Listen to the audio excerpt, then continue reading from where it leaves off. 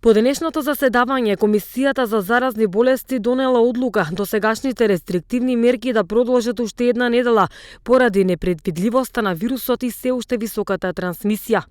Според изворите, наредниот понеделник ќе има повторно заседавање на Комисијата за заразни болести, каде што повторно ќе се разгледува епидемиолошката ситуација, па согласно и ќе се одлучува, а на тој состанок тема ќе бидат и мерките кои што ќе бидат на сила за предстојните празници. Граѓаните кои што ги анкетиравме сметаат дека мерките се уште треба да бидат на сила, а прокоментираа и што очекуваат за празниците. Мислите ли дека треба да има продолжување на мерките и после 20 април или за време на празниците? Сигурно, посебно за време на празниците.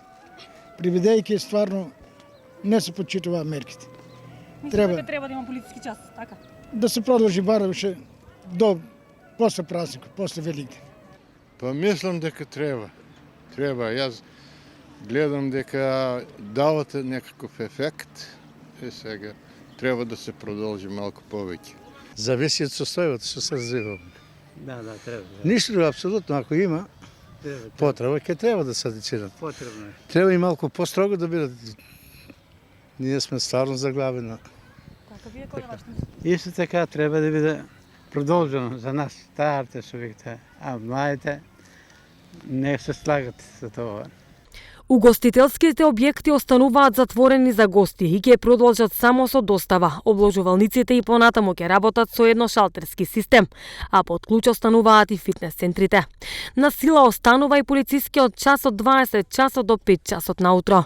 Властите очекуваат постојните мерки да ги намалат бројките на новозаразени, а кон тоа ќе придонесе и вакцинирањето кое се одвива. Денеска Македонија ќе ја добие првата од двете пратки Pfizer вакцини, каде што земјава ќе добие 10.000 дози. Вторите 10.000 вакцини треба да стигнат наредниот понеделник, а само 2 дена потоа, според најавите и доколку се тече како што треба, ќе пристигнат и 200.000 дози од кинеска Синофар.